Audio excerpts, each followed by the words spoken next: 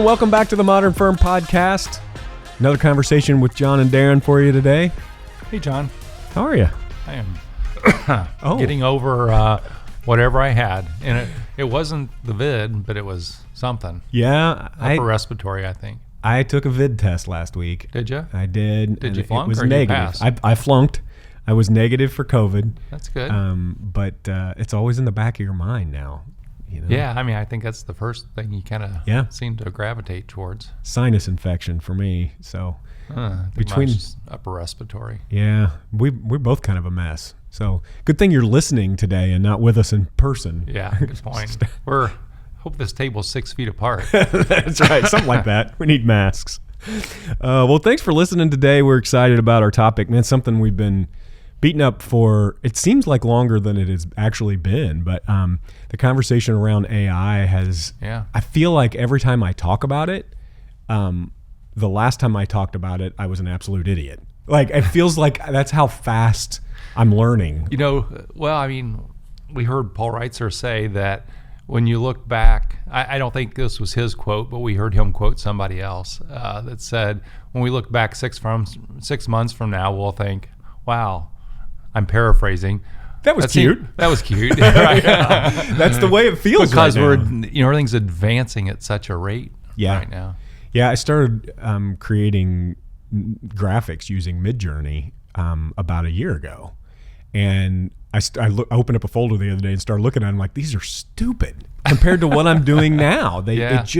Things are moving so quickly. Yeah. I did have the thought as I was preparing for this podcast that, you remember when we were talking about blockchain a few years ago? Yes, I do. And we were talking about it like, hey, it's coming. This is right. And everything's going to be on the blockchain. It never really did the way we thought it was. Or maybe it did, but it didn't seem to affect us. At least it's not. Yeah, I had this discussion with Chief Data Officer at ADP this past week. I flew to New York and did a session with him on AI. And that was one of the questions I asked him. I was like, is AI going to feel like blockchain a year from now or 2 years from now or 5 years from now? And I don't think it's that blockchain's not having an impact, because it probably is. It's just not consumer grade. It's not part of our daily lives like AI already is. Right. It's like handing somebody an iPhone. That has an impact pretty immediately, right? Yeah. It's consumer. It's you're using it every day, and so it's affecting everybody. Yeah. And that's how I feel AI is, and why it's so different, and will take off in such a big way. I always know that something technical has actually hit the culture when my kids and my parents are both talking about it at the same time. We had a conversation the other night over. You're the sandwich generation? Yeah, exactly. I'm the sandwich generation. Yeah, I was the meat in the sandwich around AI this week. And I was hearing my parents talk about it and my kids talk about it at the same time. I'd love to hear how that went. It's really interesting to hear my parents talk about it anyway. But my kids help them understand that the machines aren't taking over the world. This isn't Jetsons. It's not about the computers taking over the world. This is how we can use this in our everyday life and what we're doing. And so immediately my kids are breaking out their phones and showing my mom and dad prompts, and this is not blockchain, because it is so quickly affecting our conversations. Yeah. It's affecting our daily lives, and it is right now affecting our firms as well. Well, what I'm seeing is, certainly an incredible amount of money flowed into investments in blockchain. Yeah. So that is probably not the way we should measure this, amount of money flowing in. Although there's been just an enormous amount of money flowing into AI investments. Yeah. But to take that down a level, every vendor in the tax and accounting space that I talk to is talking about their AI strategy. Yeah. That didn't happen when we were having the blockchain discussion. And so when these vendors are talking about their strategy and how they're going to be rolling out features, this is going to is impacting us right now. Yeah. So one of the things I would like to pick your brain on today, and you and I usually get to drink coffee together at least 2 or 3 times a week, and so I'm literally going to pick your brain on some of this stuff today because we haven't talked. Yeah. You had a conversation with the chief data officer at ADP since we've talked. We were both at Inspire where we heard Paul Reitzer, which was unbelievable. I thought he was good. Amazing. It left me thinking a lot of things. But I would like to get your perspective, because you're so good at this, at kind of taking all of this in with the culture and then pointing it back to the accounting firm and just say, like, if I'm listening to this today, what should I be doing? What should I be thinking about right now when it comes to this? Well, that's such a great question. I think right now that you should be looking at your firm. I would start by looking at your tech stack and starting to ask, how do I simplify my tech stack? Yeah. Because AI is going to leverage technology. It's going to leverage data. And right now, most accounting firms have data everywhere, and they don't have a data strategy at all. And so to be really effective at leveraging AI as you move forward, you have to have a cohesive, right data strategy with the right tech stack. As I look at a firm, I kind of break it in half. There's the tools that the technologies we use to really service clients. So I think about our accounting tools, things like QBO, Bill.com, tools like that, Expensify. There is payroll tools like ADP. There are tax tools, whether it's UltraTax, Lacert, those sort of things. Those are all tools we use to service our customers. And we should be thinking about each of those and wondering or asking ourselves, what's the data strategy? What's the vendor strategy around AI? Yeah. How's this going to help make me as an accounting firm more efficient and more effective? The other side of the firm is the firm management piece. And that's all the information around how you run your firm, how you market your firm, how you send out sales materials, how you take on a new client, how you monitor workflow, how you figure out whether a client is buying something for you or not, or from you or not buying something from you. So all of that stuff is firm management. And that stuff is starting to sort of meld together into fewer solutions. So you need to be thinking about, am I picking the right technology that's going to give me put all the data in the right place to give me the information to leverage AI in the most effective way? Does that make sense? Yeah, that's a lot. That's a lot right there. I mean, I think those are two things that people can be just adding to their perspective as they think about how AI is going to affect the firm. One, where I think when it comes to this, and the phone calls I'm getting and the conversations I had at Inspire are, there's an elephant in the room for our staff is, how are we going to use it here? Is it going to be more difficult for me? Is it going to replace me? Is it going, how should I be thinking about this? And I think if you aren't talking about this with your team, if you don't have a strategy, if you're not thinking about it and clearly identifying some things that are important to you, your staff begins to look over their shoulder a little bit.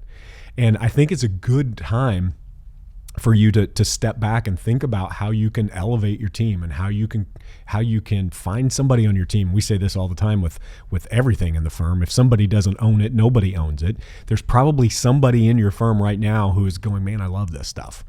And if it's not you, you can identify them and elevate them and say, go figure out how to leverage the pieces of technology we're using. Figure out how ADP is using AI. Figure out how QuickBooks is using AI, and figure out what that means to us inside of our firm. Sure. I mean, there's the practical. Somebody needs to be paying attention to all these technologies and try to make sense of them. Yeah. But sort of where you started your thoughts there, John, was how does this impact the people inside of your firm? Yeah.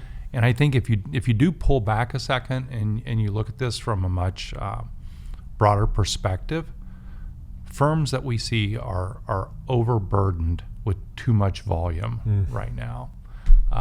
And clients want more proactive service. And because the firms are overburdened, they struggle with being proactive with clients, they don't have the right set of data, they don't have the right tools. All these things are happening that keep firms from being proactive. Clients want the firm to be proactive. So AI is a tool that should really empower your team to be better. I mean, think of this as an incredible assistant to every single staff person that you have that's going to help them really be more proactive with customers and have more confidence with customers. So I think that's how, as a leader in a firm, you should be thinking about this and starting to talk to your staff about this. This shouldn't be a threatening conversation. This is an enabling conversation, an empowering conversation that's going to help your staff be more effective and to serve their clients better. And hopefully, at some point, take a lot of the pressure that most firms feel, whether it's around busy season or getting payrolls out or, sorting through client accounting transactions. Help do that better, their job better. One of the things that Paul said, he kept saying over and over again at Inspire was, AI is not going to replace your staff. And I think just hearing that once or twice is a good thing for your team to hear. And a couple times I loved, he said, think of AI as an intern without the snark. And by the way, you can have it add the snark if you'd like, but that this is not something that you're going to take at face value and just turn into your client. You're not going to go to ChatGPT or to Spark, which we'll talk about in a second, and just take it at face value and copy and paste it into an email. You're going to think of it as a beginning of a conversation, as an assistant. I think the big shift inside of firms is going to be sort of retooling the way you think and work. We're so ingrained in the production side of an accounting firm, keying transactions in or sorting through transactions or putting payroll in and getting it processed. Tools, technology can do a lot of that work for you. So you really need to start thinking about what are the little things I can do to take off my plate right now, leveraging AI to make me more efficient. So this is it's a retooling of your skill sets and even ourselves, John, we both write articles, and our way of writing articles in the past has been to open up a Google Doc or have the blinking Word, cursor, blank page on a white sheet of paper, and you're like, okay, now what? And how much more effective is it when we do a little research ahead of time? Maybe leveraging ChatGPT to give us some ideas to give us some courage, I think, and some creativity to create something that's even better as an assistant. Does that make sense? It totally makes sense. And I think the idea, you said either just now or when we talked in preparation, that it's such a catalyst for creativity and confidence for people. Starting with a blank page is overwhelming, but telling ChatGPT even what you want and what you'd like to say and who your audience is, and then having it come back with 5 things, maybe at very least you look at it and go, well, those are stupid. It's more like this. And now you're off and running. Let me give you an example. So ideally you have a staff person who, let's say that staff person is serving an optometry client. And that optometry client, let's say, is making, $500,000 a year. And that person has 2 children, a spouse. They have a real estate partnership that holds their the building for their practice, and then they have their S corp that's the practice. You can go to a white sheet of paper and you can say, what are the 10 best tax planning ideas for a person or a family in this situation? And if you think about the creativity or the knowledge required of you to come up with those 10 things, and then do you have the confidence to come up with those 10 things, all that kind of stuff, you can just type that question in a prompt in ChatGPT, and it's going to come back after looking across its entire corpus, right? it's going to come back with 10 things. Now, you may agree or disagree with those 10 things, but now you're either going to have confidence that, wow, those are the 10 things I would have thought of, or maybe there's 7 of them that are fantastic ideas. You can copy and paste those and execute those with that client. Now that client's going to think, wow, look how proactive the accountant has been, right? That's what they're looking for. And this all happens in a matter of seconds, minutes. And I think it's just going to change the way we think about the way we work. I love what developers are doing to this end too. I love being able to take these smart guys. I've got friends over at Rightworks Labs who are just doing some unbelievable things. I think they're just geniuses. They're so smart, but they understand what an accounting firm needs. And so, they created, ai.rootworks.com, which is, they're calling Spark, which is leveraging ChatGPT with the perspective of an accounting firm. It's a good place to start. You can go out and check that out. But what I love about the posture that open-minded people have about change and about technology is that they don't look at this as something that's going to take their jobs or something that's going to take over the world, but as something that will enable them, that will actually elevate them. Let the machines do the things machines can do so that we can get more people doing the people things. And that's what I think the posture should be for an accounting firm owner right now, is to be able to go to your team and say, guys, this is going to enable us. That's the word you used, and empower us and not get in the way.